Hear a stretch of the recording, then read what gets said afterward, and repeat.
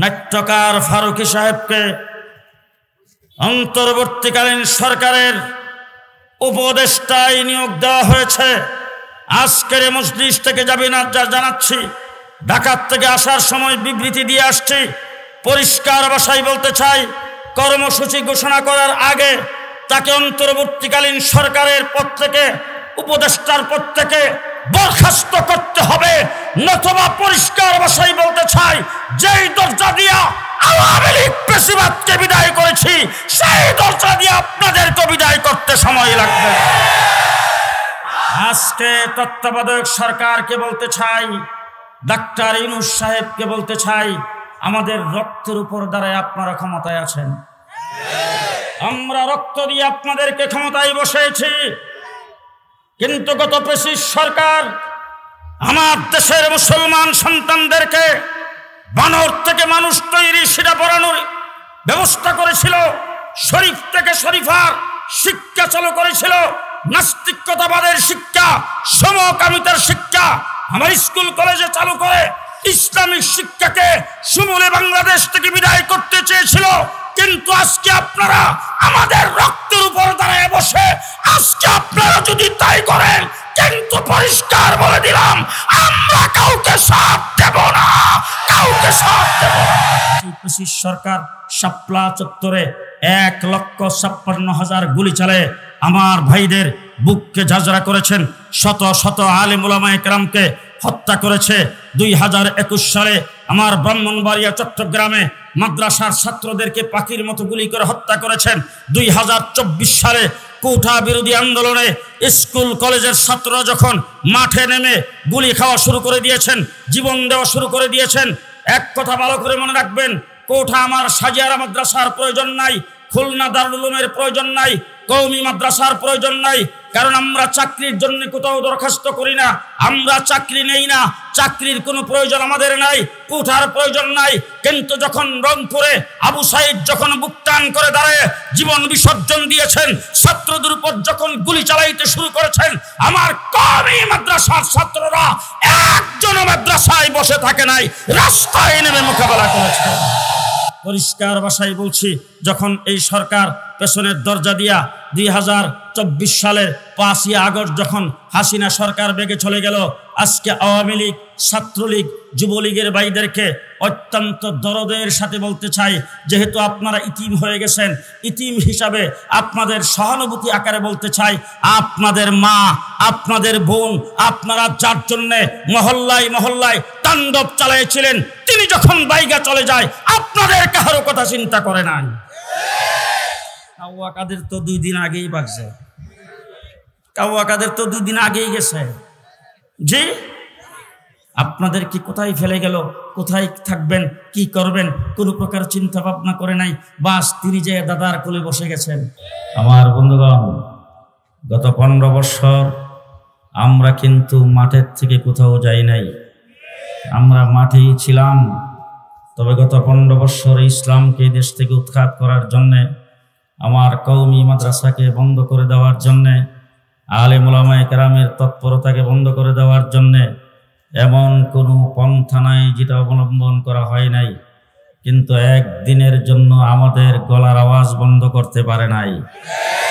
আমরা 15 বছর মাঠে ছিলাম, এখনো মাঠে আছি, কিন্তু যারা বক্তৃতায় দাঁড়ায় বলছিল পালাবো না, সে কাউয়া কাদেররা কিন্তু আজকে কোথাও তোলা রাশি দিয়া বাড়ি চালান দিয়েও পাওয়া যায় না। যারা কথাই বলতো যে খেলা হবে, 15 বছর আমরা খেলার মাঠে ছিলাম, এখন আমরা মাঠে আছি। এতদিন পর্যন্ত তোমরা যা খেলছ, তোমাদের নেত্রী শেখ হাসিনা পেছনের দরজা দিয়ে বেগে যাওয়ার পরে আজকে প্রমাণিত হয়েছে তোমরা পুলিশ লীগের শক্তিতে, অস্ত্রের শক্তিতে খেলার জন্য কথা বলেছ।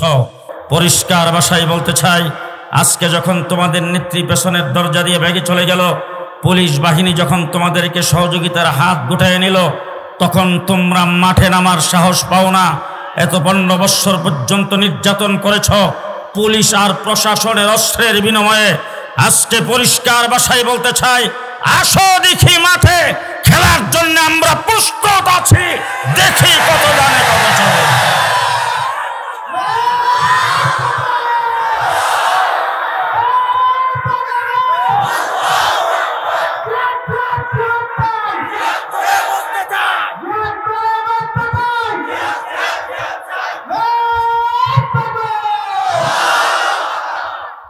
মুসলমান, একটি কথা ভালো করে মনে রাখতে হবে, যদি মুসলমান হয়ে থাকেন, মুসলমানের মা বাবার গর্ভে যদি জন্মগ্রহণ করে থাকেন, জন্মের পরে যদি ডান কানে আযান আর বাম কানে ইকামত হয়ে থাকে, নিজকে যদি মুসলমান বলে দাবি করেন, যদি বিশ্ব নবীর উম্মত বলে দাবি করেন, আর এই খাতায় নাম লেখে যদি মৃত্যুবরণ করতে চান, তাহলে আপনাকে মনে রাখতে হবে কোনো বিষয়ে আপোষ হতে পারে, কিন্তু ইসলাম আর ইমানের বিষয়ে কোনো আপোষ হতে পারে না। আমরা 15 বছর আপোষ করি নাই, সামনেও কোনোদিন করব না।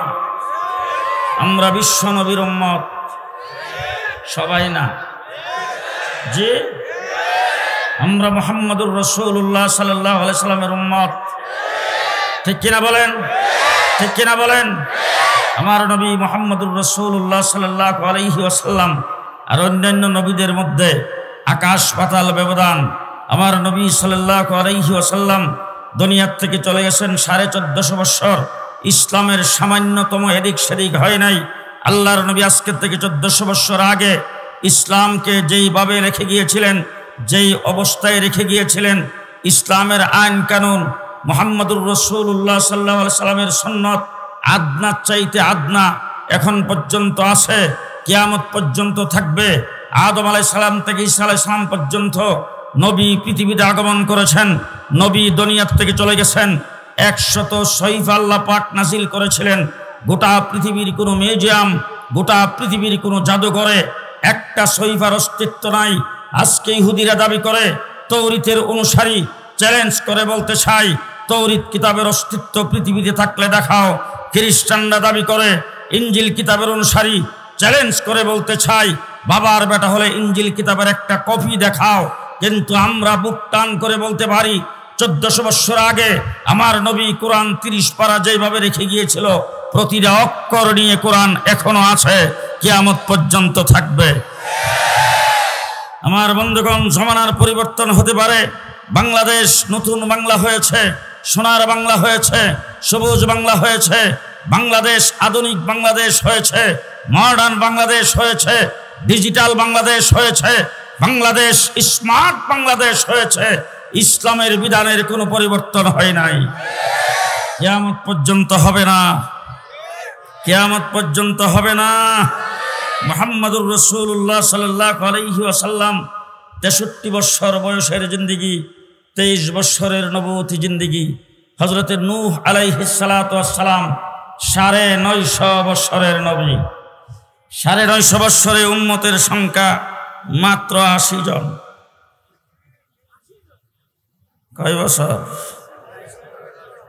950 বছর, উম্মত কয়জন?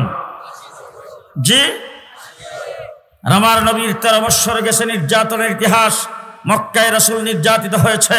রাস্তা দিয়ে হাঁটতে গেলে কাটা বিছানো হতো, রাস্তা দিয়ে হাঁটতে গেলে ময়লাগুলি এনে রাসূলের মাথায় ঢেলে দিত, যুবক ছেলেরা রাসূলের গায়ে পাথর নিক্ষেপ করত। আল্লাহর নবী সেজদায় গেছে, উটের পচা নারী বুড়ি রাসূলের মাথার উপর রেখে দিয়েছে। নির্যাতনের ইতিহাস 13 বছর কঠিন নির্যাতন ভোগ করেছেন। হযরতে বেলালকে উত্তপ্ত বালির মধ্যে শাস্ত্রানো হয়েছে, উত্তপ্ত বালিতে চাপা দিয়ে, পাথর চাপা দিয়ে রাখা হয়েছে। হযরত আবু বকর সিদ্দিককে পিটাইতে পিটাইতে নাকের হাড্ডি ভেঙে দেওয়া হয়েছে। 3 দিন পরে হুঁশ আসছে। এইভাবে সাহাবায়ে কেরামকে নির্যাতন করেছেন। নির্যাতনের শেষ পর্যায়ে আল্লাহর নবী হিজরত করে যখন মদিনায় গেছেন, সেখানে যাওয়ার পর 1 বছরের মাথায় বদরের যুদ্ধ আসলো। রাসূল সেখানে হাজির হয়েছে, উম্মতের সংখ্যা 313। 1 বছর পরে উহুদের যুদ্ধ, সেখানে উম্মতের সংখ্যা 750। 6ষ্ঠ হিজরিতে সুলে হুদাইবিয়া হয়েছে। রাসূল সেখানে উমরা করতে যাইতেছিলেন, হুদাইবিয়া নামক জায়গায় বাধা দেওয়া হয়েছে। এখান থেকে রাসূল চুক্তিবদ্ধ হয়ে ফেরত আসছেন, সেখানে উম্মতের সংখ্যা ছিল 1400। 8ম হিজরিতে রাসূল বিজয়ের বেশে মক্কায় প্রবেশ করেছেন, উম্মতের সংখ্যা 10,000। রাসূল 10ম হিজরিতে আরফার ময়দানে হাজির হয়েছে, উম্মতের সংখ্যা 1,24,000।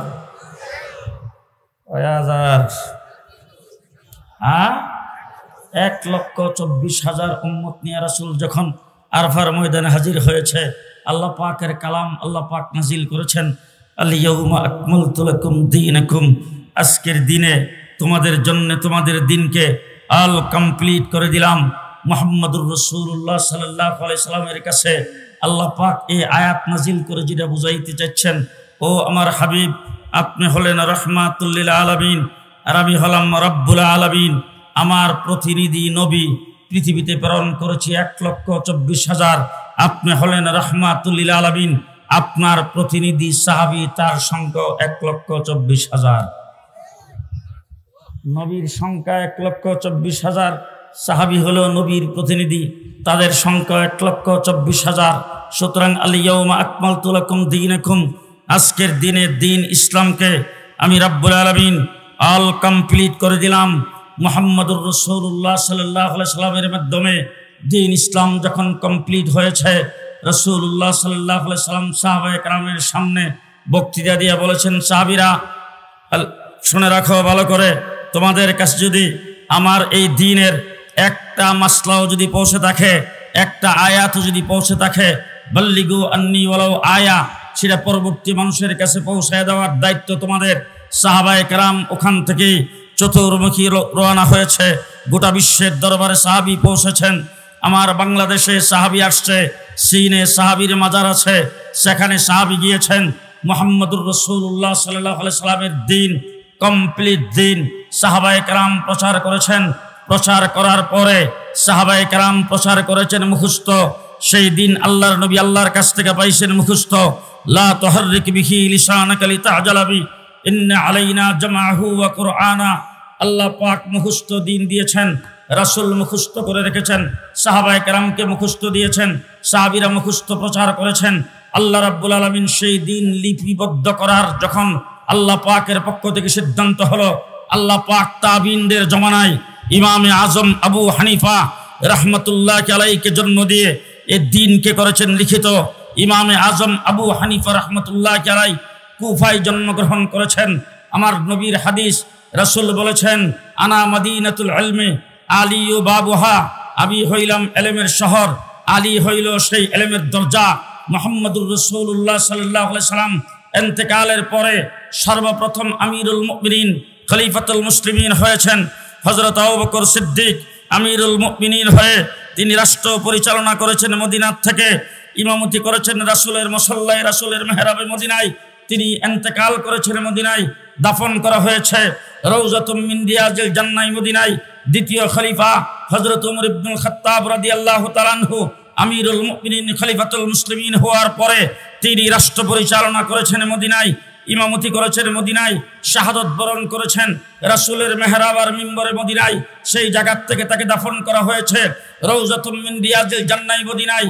তৃতীয় খলিফা হযরত উসমান রাদিয়াল্লাহু তাআলা আনহু, তিনি খেলাফতের দায়িত্বভার গ্রহণ করার পরে রাষ্ট্র পরিচালনা করেছেন মদিনা থেকে, ইমামতি করেছেন মসজিদে নববীতে মদিনায়, শাহাদত বরণ করেছেন মদিনায়, দাফন করা হয়েছে জান্নাতুল বাকিতে মদিনায়। আনা মদিনাতুল ইলমি আলী বাবুহা। চতুর্থ খলিফা হযরত আলী, যিনি এলেমের দরজা, তিনি আমিরুল মুমিনিন খলিফাতুল মুসলিমিন হওয়ার পরে সুজা চলে গেছেন কুফায়, রাষ্ট্র পরিচালনা করেছেন কুফার থেকে, মাদ্রাসা কায়েম করেছেন কুফায়, সেখানে তিনি যুদ্ধ পরিচালনা করেছেন কুফার থেকে, ইমামতি করেছেন কুফায়, নেতৃত্ব দিয়েছেন কুফার থেকে। আলী শাহাদত বরণ করেছেন কুফায়। আলী যেখানে শাহাদত বরণ করেছেন সেই জায়গায় ইমামে আজম আবু হানিফা রাহমাতুল্লাহি আলাইহি জন্মগ্রহণ করে আলীর দরজা দিয়ে এলেম বের হয়েছে। সেই এলেম ইমামে আজম আবু হানিফা গ্রহণ করে এই উম্মতের জন্য 13 লক্ষ মাসালা লিপিবদ্ধ করেছেন। আমার বন্ধুগণ, দিন ইমামে আজম আবু হানিফা রাহমাতুল্লাহি আলাইহির দ্বারা লিপিবদ্ধ হয়ে গেছে। সেই দিন যুগে যুগে আসছে, ইতিহাস সাক্ষ্য দিয়েছে। ইমামে আজম আবু হানিফা রাহমাতুল্লাহি আলাইহি তাকে বাদশার পক্ষ থেকে প্রস্তাব দিয়েছিলেন, আপনাকে প্রধান বিচারপতি বানানো হবে। তিনি বলছেন, বিচারপতি সরকারি কোনো চাকরি আমি করব না, সরকারের ভিতরে আমি ঢুকবো না, বিচারপতি হবে না।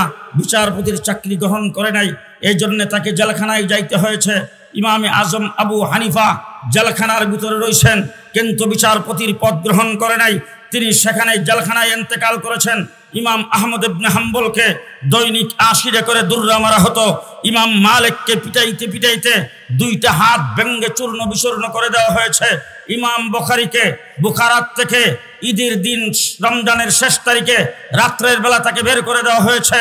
ও আমার ভাইরা, আস্তে আস্তে এই দিনের হেফাজতের জন্য কমপ্লিট দিন, লিখিত দিন, প্রচারিত দিন বাড়ানো যাবে না, কমানো যাবে না। সেই দিন যেই হালাতে রাসূল রেখে গেছেন সেই হালাতেই রাখতে হবে। এর ভিতরে কেউ কোনো কিছু ঢুকাইতে চাইলে তাকে বাধার সৃষ্টি করতে হবে। কেউ যদি কোনো কিছু দিন থেকে বের করতে চায় তাকেও বাধার সৃষ্টি করতে হবে।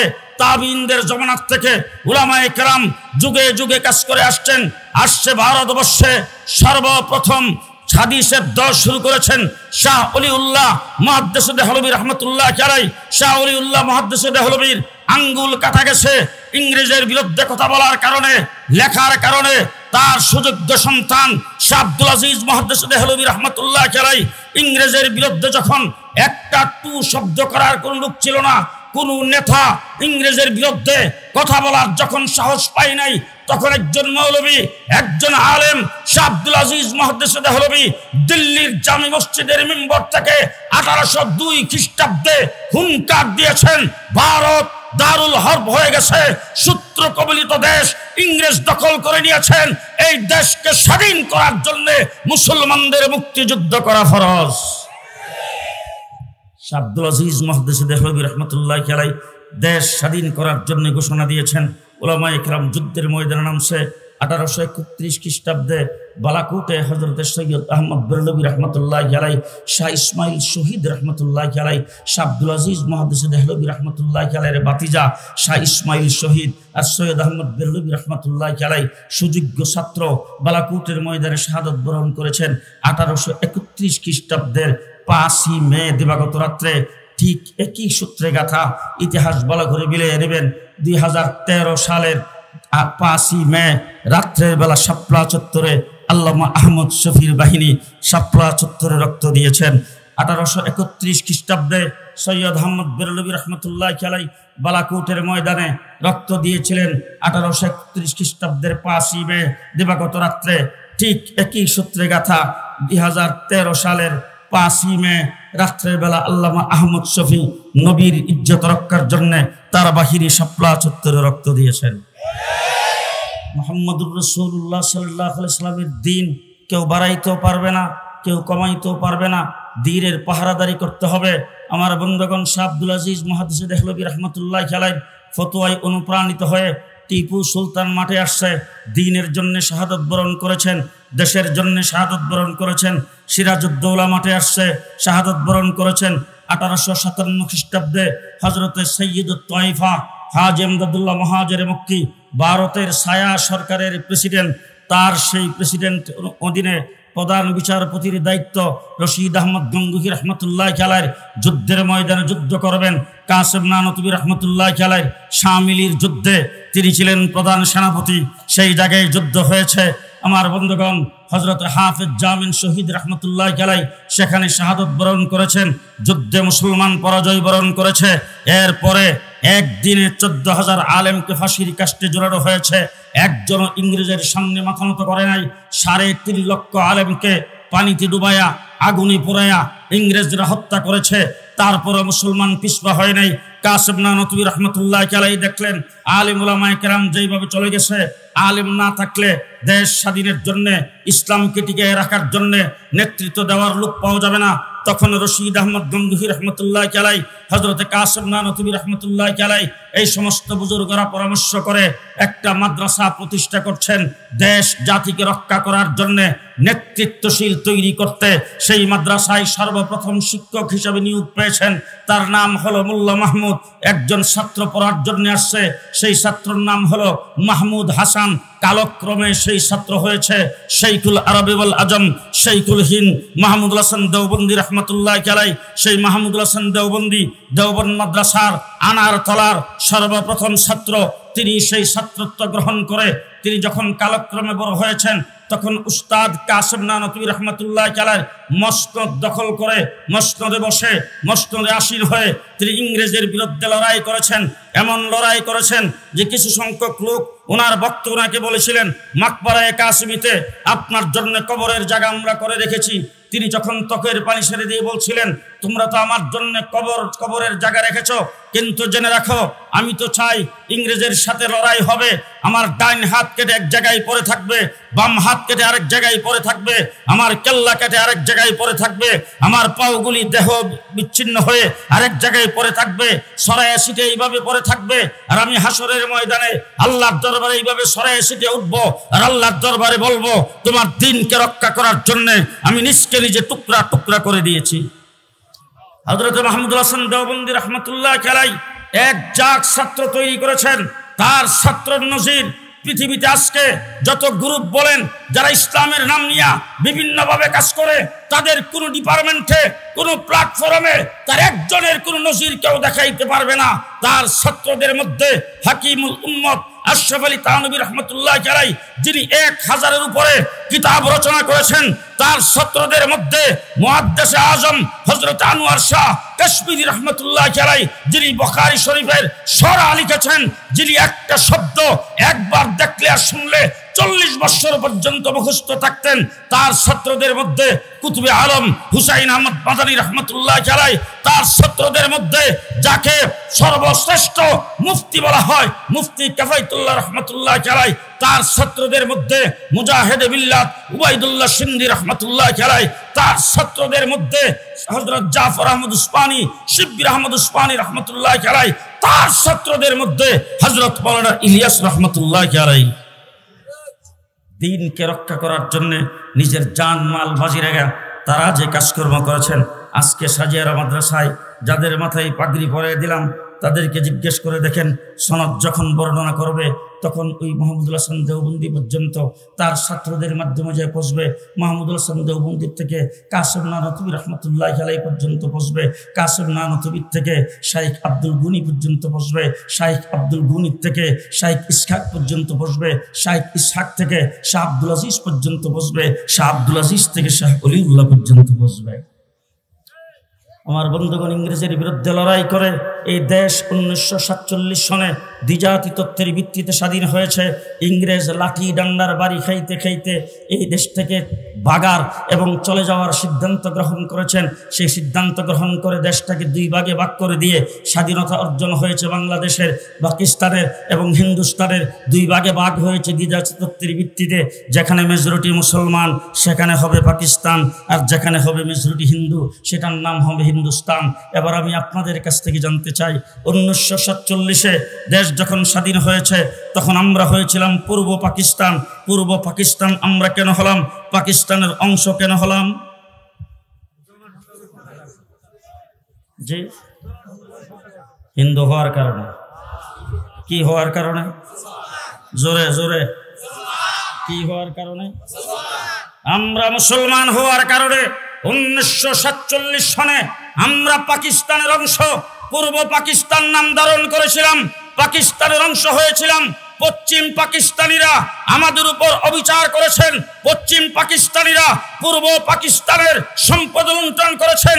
পূর্ব পাকিস্তানে জিনিসপত্র তৈরি হয়, পশ্চিম পাকিস্তানে কম দামে বিক্রি হয়। আমার বাংলাদেশে পূর্ব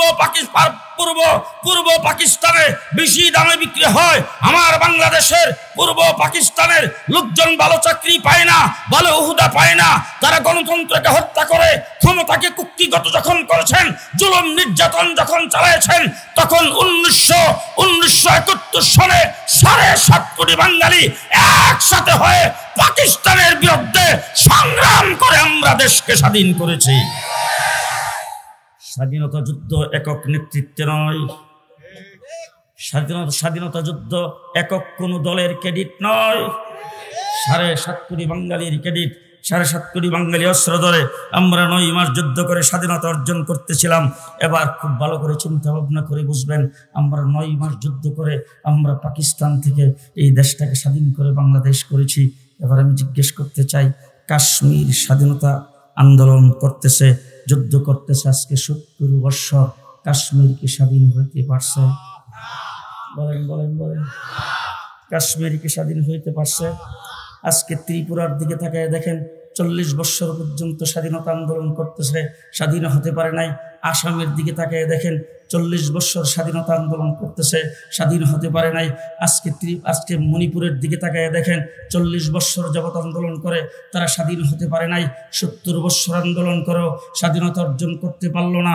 আর মাত্র 9 মাসের যুদ্ধে আমরা স্বাধীনতা অর্জন করেছি। তার একমাত্র শুধুমাত্র কেবলমাত্র কারণ হলো আমরা মেজরিটি মুসলমান হিসেবে যখন পাকিস্তানের অংশ হয়েছিলাম। কথা আসতে বলবেন না, ডাইনে বামে তাকে দেখবেন, কেউ যদি কথা না কয় মনে করবেন হে দলের লোক। কথা কি বুঝাইতে পারতেছে? বুঝাইতে পারতেছে? আমরা স্বাধীনতা অর্জন করেছিলাম 1947-এ মেজরিটি মুসলমান হওয়ার কারণে। 1971 সনে আমরা স্বাধীনতা অর্জন করেছি, তখন মেজরিটি মুসলমান হওয়ার কারণে। যদি মেজরিটি মুসলমান হওয়ার কারণে পূর্ব পাকিস্তান না হতাম, পাকিস্তানের অংশ না হতাম, আমরাও 70 বছর আন্দোলন করেও স্বাধীনতা অর্জন করতে পারতাম না। ঠিক কিনা বলেন? ঠিক কিনা বলেন? আমার বন্ধুগণ, পরিষ্কার ভাষায় বলতে চাই, দিন ইসলাম আমার নবী আমাদের কাছে রেখে গেছে আমানত। দান শহীদ করে তাইফের জমিনে রক্ত দিয়ে আমির হামদার লাশটাকে টুকরা টুকরা করে সেই দিন, কমপ্লিট দিন আল্লাহর নবী আমাদের কাছে রেখে গেছে। দিন ইসলামকে রক্ষা করার জন্য যুগে যুগে আন্দোলন হয়েছে। আনার তলাই মাদ্রাসা কায়েম করেছেন কাসেম নানতুবি রহমতুল্লাহি আলাইহি। আজকে গোটা বিশ্বের প্রায় অর্ধেকটা পৃথিবী ঘোরাফেরা করে আপনাদের সামনে চোখে দেখে সাক্ষী দিতে চাই, আজকে দিন ইসলামের খুঁটি নাটি মাসলা মাসাইলের যাবতীয় সবকিছু নিয়ে অক্ষতভাবে দিন টিকে আছেন। আমেরিকা বলেন, কানাডায় বলেন, মসজিদে বলেন, মাদ্রাসায় বলেন, সব জায়গায় দিনের তালিম যেখানে হচ্ছে, দিনের যেখানে প্রসার হচ্ছে, দিনই যত কাজকর্ম হচ্ছে, সব জায়গায় যদি তাকান তাইলে শহীদ দিন একমাত্র উলামায়ে দেওবন্দ ধরে রেখেছেন। শহীদ দিন একমাত্র উলামায়ে দেওবন্দ ধরে রেখেছেন। এই জন্য আমাদের পরিচয়টা খুব ভালো করে সুন্দরভাবে বুঝে নেবেন, এবং এই পরিচয় আমাদের দেখলেই মনে করবেন তাদের পরিচয় হলো এইটা। আমাদের পরিচয় হলো আহলে সুন্নাত ওয়াল জামাত হানাফি দেওবন্দি। আহলে সুন্নাত ওয়াল জামাত হানাফি, বলেন বলেন বলেন, কেমন না কইলে তারা দিও কোন। আহলে সুন্নাত ওয়াল জামাত হানাফি দেওবন্দি, হানাফি দেওবন্দি। খুব ভালো করে মনে রাখেন, আমাদের আকাবির দিন বুজুর্গানে দিন কোনো কিছুতে ছাড় দেয় নাই। যেই দিক থেকে বাধা আসছে, যত বড় শক্তি হোক, তার বিরুদ্ধে রুখে দাঁড়িয়েছেন। ভবিষ্যৎ কি হবে না না হবে সেইগুলির কোনো চিন্তা ভাবনা মোটেও কোনো দিন করে নাই, সম্মুখ কোনো চিন্তা করে নাই সামনে কি হবে।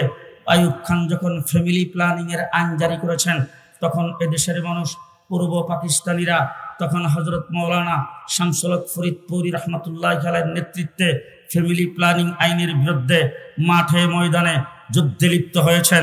যখন বাংলাদেশ স্বাধীন হয়েছে, রাজনৈতিকভাবে এই দেশ থেকে যখন রাষ্ট্রীয়ভাবে ইসলামকে মুছে ফেলার গভীর ষড়যন্ত্র শুরু হয়েছে, তখন হজরত হাফিজি হুজুরের নেতৃত্বে আমরা তার মোকাবেলা করেছি।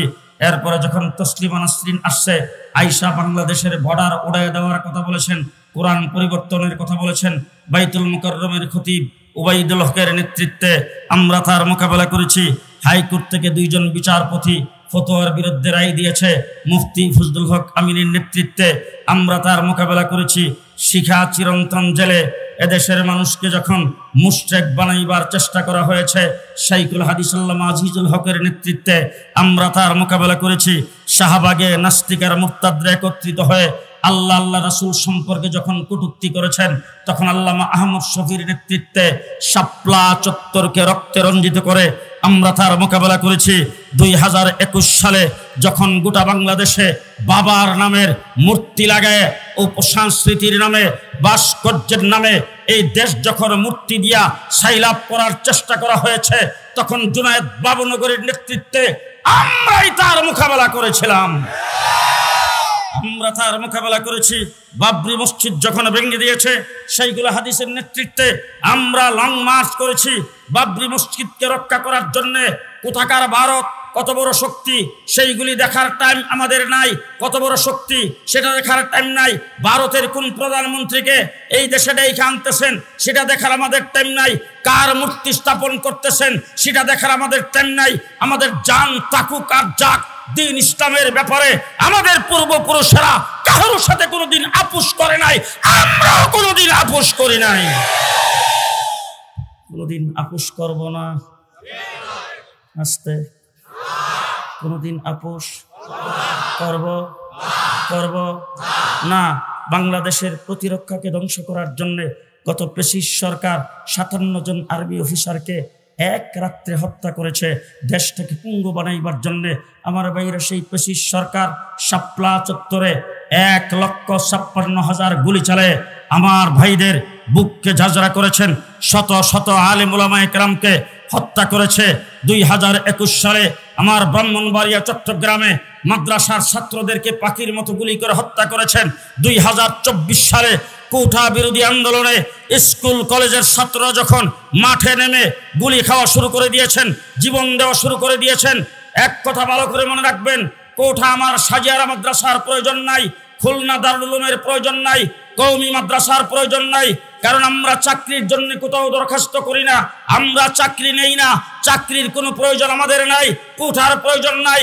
কিন্তু যখন রংপুরে আবু সাইদ যখন বুক টান করে দাঁড়ায় জীবন বিসর্জন দিয়েছেন, ছাত্রদের উপর যখন গুলি চালাইতে শুরু করেছেন, আমার কওমি মাদ্রাসার ছাত্ররা একজন মাদ্রাসায় বসে থাকে নাই, রাস্তায় নেমে মোকাবেলা করেছে। আমরা 15 বছর পিছিয়ে ছিলাম না। আজকে অনেকেই বলবেন আমরা 15 বছর নির্যাতিত হয়েছি, আমাদের বিরুদ্ধে হাজার হাজার কেস হয়েছে, আমাদের হাজার হাজার কর্মী জেলে ছিল, আমরা অনেক রক্ত দিয়েছি, আমাদের অনেক ঘুম হয়েছে। পরিষ্কার ভাষায় বলতে চাই, তোমাদের সমস্ত রক্ত আর সমস্ত মামলা সবগুলি একত্রিত করলে শাপলা চত্বরের এক রাত্রের সমান হবে না। শাপলা চত্বরের রক্ত আমরা দিয়েছি, সেই রক্ত দিয়ে মুহাম্মদুর রাসূলুল্লাহ সাল্লাল্লাহু আলাইহি ওয়াসাল্লাম সুলে হুদাইবিয়া করে রাসূল যখন চলে আসতেছেন আয়াত নাজিল করেছেন, ইন্না ফাতাহনা লাকা ফাতহাম মুবিনা। আল্লাহ পাক এটাকে ফতহে মুবিন ঘোষণা দিয়েছেন। হযরত ওমর ইবনে খাত্তাবের পর্যন্ত প্রাথমিক অবস্থায় বুঝে আসে নাই কিভাবে হলো। আমরা সেখানে নাকে খত দিয়ে আসলাম, 10টা শর্তে চুক্তি হয়েছে, 9টাই আমাদের খেলাফ, একটা আমাদের কিছুটা পক্ষে। এই অবস্থায় আল্লাহ পাক ফতহে ঘোষণা করেছেন। কিন্তু তার 2 বছর পরেই মক্কা ফতহে হয়েছে। তখন আয়াতের মর্ম বুঝে আসছে। পরিষ্কার ভাষায় বলতে চাই, শাপলা চত্বরে যখন শেখ হাসিনার সরকার গুলি চালিয়েছে সেই দিনই কিন্তু তাদের পরাজয়ের ঘন্টা বেজে গেছে। 2024 সালে তা বাস্তবায়ন হয়েছে। আমার বন্ধুগণ, সেই সাথে আমরা সব সময় মাঠে ছিলাম। পরিষ্কার ভাষায় বলছি, যখন এই সরকার পেছনের দরজা দিয়া 2024 সালের 5ই আগস্ট যখন হাসিনা সরকার বেগে চলে গেল, আজকে আওয়ামী লীগ, ছাত্রলীগ, যুবলীগের ভাইদেরকে অত্যন্ত দরদের সাথে বলতে চাই, যেহেতু আপনারা ইতিম হয়ে গেছেন, ইতিম হিসাবে আপনাদের সহানুভূতি আকারে বলতে চাই, আপনাদের মা, আপনাদের বোন, আপনারা যার জন্যে মহল্লায় মহল্লায় তাণ্ডব চালিয়েছিলেন, তিনি যখন বাইগা চলে যায় আপনাদের কারো কথা চিন্তা করে নাই। কাউয়া কাদের তো 2 দিন আগেই বাগছে, কাউয়া কাদের তো 2 দিন আগেই গেছে। জি, আপনাদের কি কোথায় ফেলে গেল, কোথায় থাকবেন, কি করবেন, কোনো প্রকার চিন্তা ভাবনা করে নাই। বাস তিনি যে দাদার কোলে বসে গেছেন।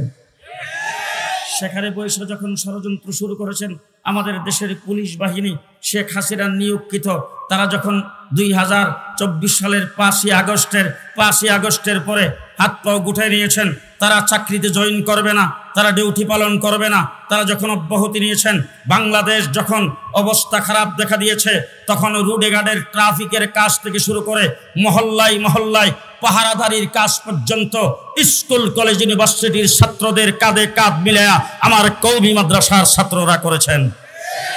ঠিক কিনা বলেন? সবচাইতে বেশি আওয়ামী লীগ সরকারের হাতিয়ার ছিল সংখ্যালঘুদেরকে দিয়ে এই দেশে কে অকারেন্স ঘটাবে, সেই সংখ্যালঘুদের স্থাপনা, তাদের বাড়িঘর, তাদের মন্দির আমার কওমি মাদ্রাসার হেফাজতের কর্মীরা পাহারা দিয়েছে। ঠিক কিনা বলেন? ঠিক কিনা বলেন? আসছে বাংলাদেশের বিচারপতিদেরকে দিয়ে এই দেশে একটা কু করবে, সেটা আমরা নস্যাৎ করে দিয়েছি। আনসার বাহিনীকে দিয়া সচিবালয় ঘেরাও করেছেন, আমরা সেটাকে নস্যাৎ করে দিয়েছি। সংখ্যালঘুদেরকে দিয়া অকারেন্স ঘটাইতে চাইছে, আমরা সেটাকে নস্যাৎ করে দিয়েছি। গতকাল 10 তারিখ তারা মাঠে নেইমা দেশ দখল করার ঘোষণা দিয়েছিলেন, আমরা সেটাকেও নস্যাৎ করে রাস্তায় কাউকে নামতে দেই নাই। আজকে তত্ত্বাবধায়ক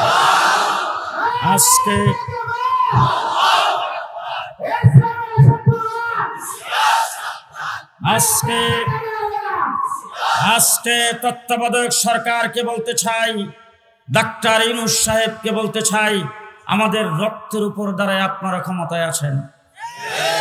আমরা রক্ত দিয়ে আপনাদেরকে ক্ষমতায় বসেছি, কিন্তু গত ফ্যাসিস্ট সরকার আমার দেশের মুসলমান সন্তানদেরকে বানর থেকে মানুষ তৈরি সেটা পড়ানোর ব্যবস্থা করেছিল, শরীফ থেকে শরীফার শিক্ষা চালু করেছিল, নাস্তিকতাবাদের শিক্ষা, সমকামিতার শিক্ষা আমার স্কুল কলেজে চালু করে ইসলামিক শিক্ষাকে সমূলে বাংলাদেশ থেকে বিদায় করতে চেয়েছিল। কিন্তু আজকে আপনারা আমাদের রক্তের উপর দাঁড়িয়ে বসে আজকে আপনারা যদি তাই করেন, কিন্তু পরিষ্কার বলে দিলাম আমরা কাউকে সাথ দেব না, কাউকে সাথ দেব না। হেফাজতে ইসলাম বাংলাদেশের প্রতিবাদের মুখে শিক্ষা কমিশন শুনতে পেরেছে, শিক্ষা কমিশন ভেঙে দিয়েছেন, বাতিল করেছেন। ধন্যবাদ জানাই এটুকের জন্য। কিন্তু বর্তমানে শিক্ষা কমিশন গঠন করা হচ্ছে, কাকে নিয়ে গঠন করা হচ্ছে, কি নিয়ে গঠন করা হচ্ছে আমরা এখনো জানতে পারি নাই। আমরা একথা বলি না সমস্ত আলেমদেরকে দিয়া শিক্ষা কমিশন গঠন করেন, তবে শিক্ষা কমিশনে 92% মুসলমানের দেশে যাদেরকে রাখা হবে তাদের মধ্যে একজন আলেমকে তাদের সাথে সমন্বয় করতে হবে। আপনারা কি রাজি আছেন?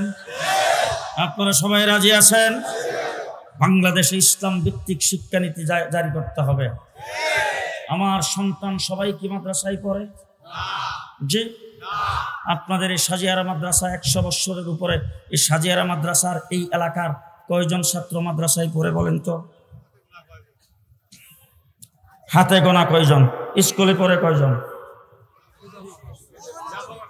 শুধু একটা হিসাব আমি আপনাদের দিতে চাই। গত রমজানের পূর্বে আমার বাংলাদেশের কওমি মাদ্রাসার হাইয়াতুল উলিয়া লিল জামিয়াতিল কওমিয়া বোর্ডের পরীক্ষা হয়েছে। অল বাংলাদেশের দাউরে হাদিসের সমস্ত ছাত্রছাত্রী মিলাইয়া সংখ্যা হলো 32,000। কয় হাজার? 32,000। একই টাইমে মেট্রিক পরীক্ষা হয়েছে 20 লাখ। বেশি বেশ কম না, সামান্য। জি, এই 20 লাখ তো সব হিন্দুর ঘরের। জি, এই 20 লাখ কি মুসলমানের ঘরের? জন্মের পরে কি ডান কানে আজান হয়েছে, বাম কানে একামত হয়েছে? তাহলে পরিষ্কার ভাষায় বলতে চাই 32,000 মাদ্রাসায় পড়ে উজু শিক্ষা করেছেন, গোসল শিক্ষা করেছেন, পাক না পাক শিক্ষা করেছেন, হালাল হারাম শিক্ষা করেছেন। পরিষ্কার ভাষায় বলতে চাই 20 লক্ষ যারা স্কুলে পড়ে তাদেরকে স্কুলে রেখেই পাক না পাক শিখাইতে চাই। রাজি আছেন? রাজি আছেন? তাইলে এই চিল্লানিটা আমি কেন চিল্লাবো? মৌলানা মামুনুল হক কেন চিল্লাবে? আপনাদের চিল্লানো দরকার না? আপনাদের যাদের সন্তান স্কুলে পড়ে আপনাদের চিল্লানো দরকার না?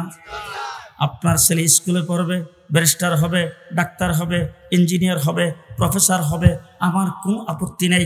ইংলিশ মিডিয়াম স্কুলে পড়ান, আমার কোনো আপত্তি নেই। আমার আপত্তি সেই জায়গায় আপনি মুসলমানের ঘরের মুসলমান, আপনার সন্তান যদি মুসলমান হয়ে থাকে তার জন্য উজু শিক্ষা করা ফরজ, তায়াম্মুম শিক্ষা করা ফরজ, গোসল শিক্ষা করা ফরজ, পাক নাফাক জানা ফরজ, হালাল হারাম জানা ফরজ, নামাজ শিক্ষা করা ফরজ, উজু সহি শুদ্ধ শিক্ষা করা ফরজ, দোয়া কালাম শিক্ষা করা ফরজ। সেই কাজগুলি স্কুলের রাইখেই শিখাইতে চাই। রাজি আছেন? রাজি আছেন? যদি রাজি থাকেন তাইলে সর্বস্তরে আওয়াজ উঠতে হবে। বাংলাদেশের কিন্টার গার্ডেন থেকে শুরু করে, প্রাইমারি থেকে শুরু করে ইউনিভার্সিটি লেভেল পর্যন্ত শিক্ষার সর্বস্তরে ইসলামী শিক্ষাকে বাধ্যতামূলক করতে হবে। কে কে রাজি আছেন হাত তুলে দেখান।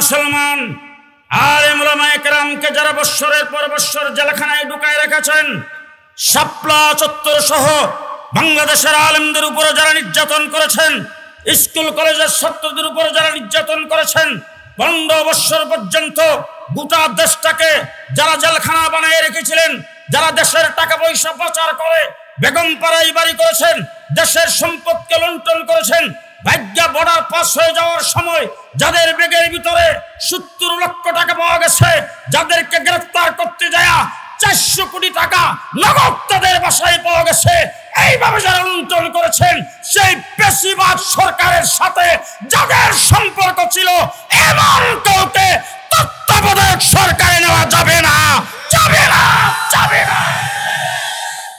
নাট্যকার ফারুকী সাহেবকে অন্তর্বর্তীকালীন সরকারের উপদেষ্টায় নিয়োগ দেওয়া হয়েছে। আজকের মজলিস থেকে যাবে না জানাচ্ছি, ঢাকা থেকে আসার সময় বিবৃতি দিয়ে আসছি, পরিষ্কার ভাষায় বলতে চাই, কর্মসূচি ঘোষণা করার আগে তাকে অন্তর্বর্তীকালীন সরকারের পদ থেকে, উপদেষ্টার পদ থেকে বরখাস্ত করতে হবে, নতুবা পরিষ্কার ভাষায় বলতে চাই, যেই দরজা দিয়া আওয়ামী লীগ পেশিবাদকে বিদায় করেছি সেই দরজা দিয়ে আপনাদেরকে বিদায় করতে সময় লাগবে।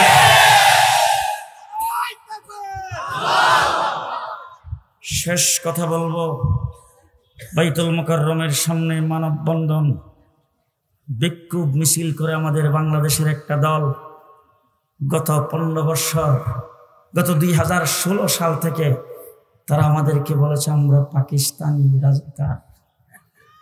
দলটার নাম হলো সাদিয়ানি গ্রুপ। মানববন্ধন করে বলেছে আমরা হেফাজতি, আমরা সরকার বিরোধী। শেখ হাসিনার সঙ্গে সাক্ষাৎ করে বলেছে আমাদের 40 লক্ষ ভোটার আছে বাংলাদেশে, স্বপ্ন কামার খা। এই সব বলে ওই সরকারের মনোরঞ্জন করে 2 সপ্তাহের জন্য বৈষম্য আমাদের সঙ্গে সৃষ্টি করে। তারপরে তারা যায় ঢুকছে কাকরাইলে, তারা একটা পর্ব ইস্তেমার বাক করে নিছেন, সেই পর্বে মানুষ তো হয় নাই, মানুষের মধ্যখানে গরু ও ছাগল হাঁটছে। এই অবস্থায় যারা 15টা বছর পর্যন্ত সরকারের ছত্রছায়ায় করেছেন, সরকার যেই পথে বিদায় হয়েছে তারাও সেই পথে বিদায় হওয়া দরকার। তাই কথা আসতে বলবেন না, তারাও সেই পথে বিদায় হওয়া দরকার। আজকে ষড়যন্ত্র করতেছেন, অন্তর্বর্তীকালীন সরকারের কাছে যাইয়া আমাদের সম্পর্কে সাংবাদিক সম্মেলন করে বিবৃতি দিয়ে ফেসবুকের মাধ্যমে আমরা নাকি সরকারপন্থী, আমরা নাকি হাসিনাপন্থী, আমরা 15 বছর লড়াই করলাম, রক্ত আমরা দিলাম, সবকিছু আমরা করলাম, এখন আমরা সরকারপন্থী আর হাসিনাপন্থী আর আওয়ামী লীগপন্থী হয়ে গেলাম, আর তোমরা আওয়ামী লীগের বিরুদ্ধে ছিলা, এই জন্যই তোমাদের সঙ্গে বৈষম্য করা হয়েছে। 4 সপ্তাহ আর 2 সপ্তাহ এইগুলি তত্ত্বাবধায়ক সরকারকে বোঝায়া, অন্তর্বর্তীকালীন সরকারকে বোঝায়া আবার 7 সাতকে বাংলাদেশে আনার পায়তারা শুরু করেছেন। টঙ্গীর মাঠ দখল করার, আজকে কাকরাইল মসজিদ দখল করার ষড়যন্ত্র শুরু করেছে। পরিষ্কার ভাষায় আপনাদের সামনে বলে গেলাম, কাকরাইল মসজিদ তাবলিগীদের মসজিদ, কাকরাইল মসজিদ উলামায়ে কেরামের মসজিদ, কাকরাইল মসজিদ, কাকরাইল মসজিদ কোন গুমরা দলের মসজিদ হতে পারে না। মসজিদ খাঁটি মুসলমানদের জন্য হবে।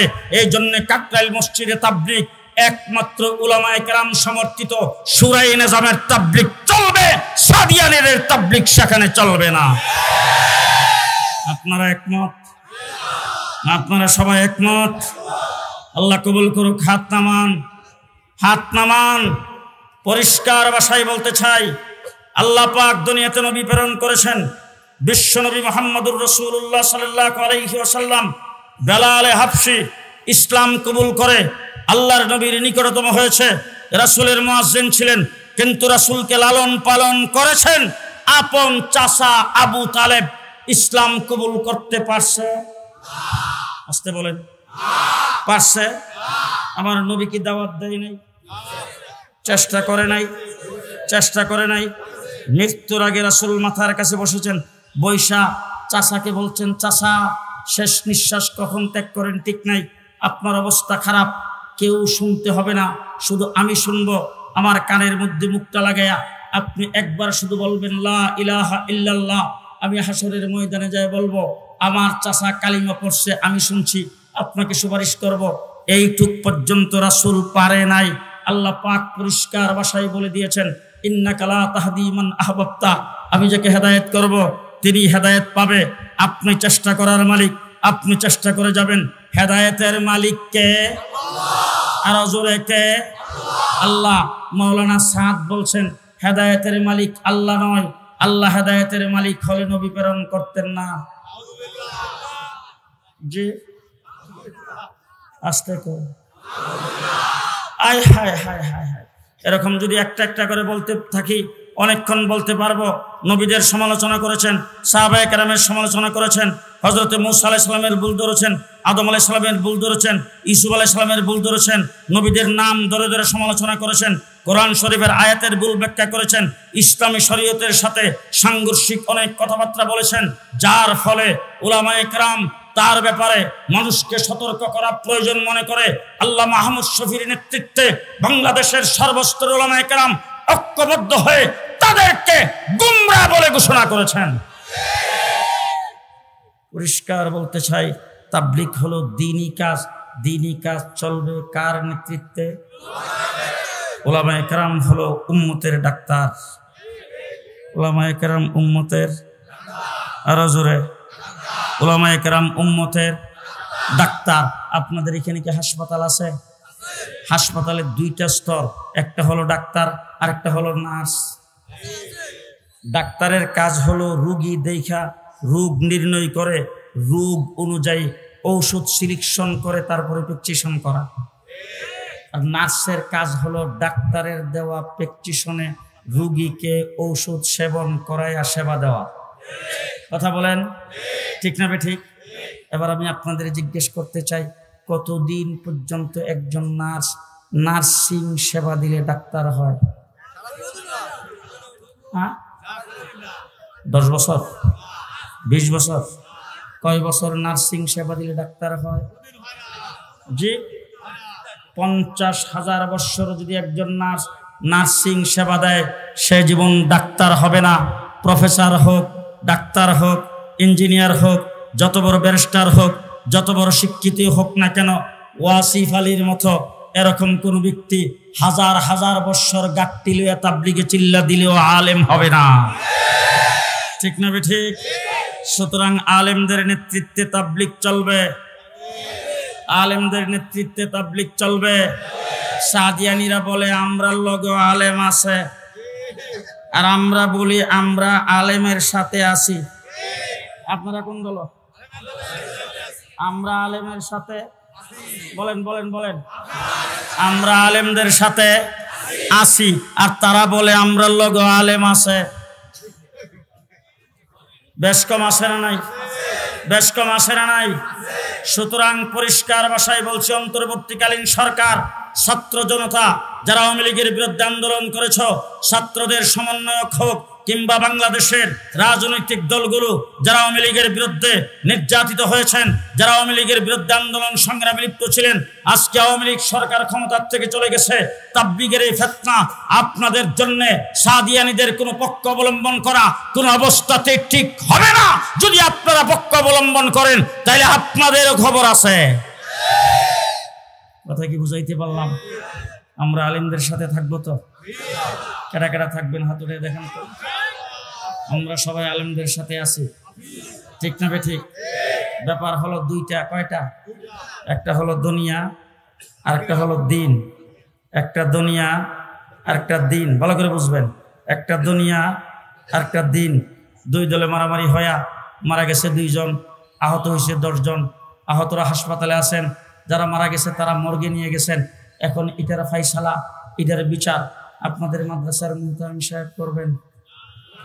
কে করবেন? সরকার, প্রশাসন, কোর্ট। কথা বলেন কথা বলেন কথা বলেন, ঠিক না ঠিক? আজকে যদি আপনাদের মাদ্রাসার মধ্যে চুপ ঢুকে, ইসলামী সরকার যেহেতু এই দেশে কায়েম নাই, ইসলামী হুকুমত কায়েম নাই, এই জন্য মুহতামিম সাহেবের রুমে চুপ ঢুকলেও চোর যদি ধরা পড়ে, সকালবেলা ওইটা কার হাতে দিবেন? থানায় পুলিশের হাতে। দুনিয়ার জিম্মাদারি তোমাদের, দুনিয়ার দায়িত্ব তোমাদের, তোমরা দুনিয়ার দায়িত্ব পালন করবা, দিনের দায়িত্ব উলামায়ে কেরামের। কোনো ব্যক্তি যদি রাগ করে বেগমকে তালাক দিয়ে দেয়, সে তালাকের ফতোয়া দিবে থানার ওসি সাহেব, মেম্বার, চেয়ারম্যান, এমপি, কে? আরো জোরে কে? কে? খুব ভালো করে মনে রাখবেন, দিন আমাদের জিম্মা, দুনিয়া তোমাদের জিম্মা। তোমরা দুনিয়া সামাল দাও, আমরা দিন সামাল দেব।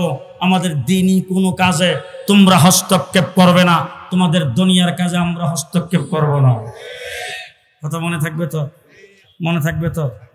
অত্যন্ত ক্লান্ত পরিশ্রান্ত অবস্থায় আপনাদের এখানে হাজির হয়েছি। আমার প্ল্যান ছিল, প্রোগ্রাম ছিল, গতকাল আমার প্রোগ্রাম ছিল ভোলাতে আমি 3টা মাহফিলে কালকে বয়ান করব, এরকম প্ল্যান আগের থেকে করে রাখছি। আমি সকাল 8টার সময় ওখান থেকে লঞ্চে খুব আরামে চলে যাব। আমি গাড়িও আমার সাথে যাবে, ওই গাড়ি নিয়ে নদী পার হয়ে আপনাদের এখানে আসব।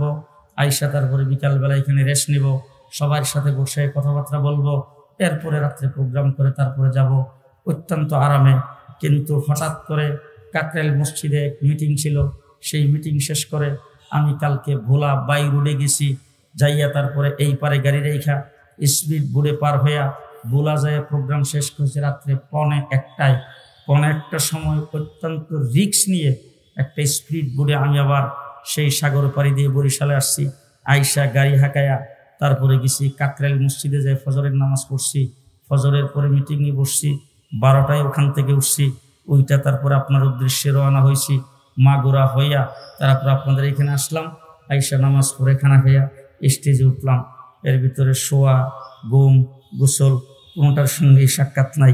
এত ক্লান্ত পরিশ্রান্ত অবস্থায় দু একটা কথাবার্তা আপনাদের সামনে বলছি, ভুল ত্রুটি হলে মাফ করবেন, আমার জন্য দোয়া করবেন, আমিও আপনাদের জন্য দোয়া করি। আল্লাহ তাবারক ওয়া তাআলা যতদিন দুনিয়াতে বাঁচায় রাখেন, দ্বীনের খাদেম হিসাবে যেন আল্লাহ পাক বাঁচায় রাখেন।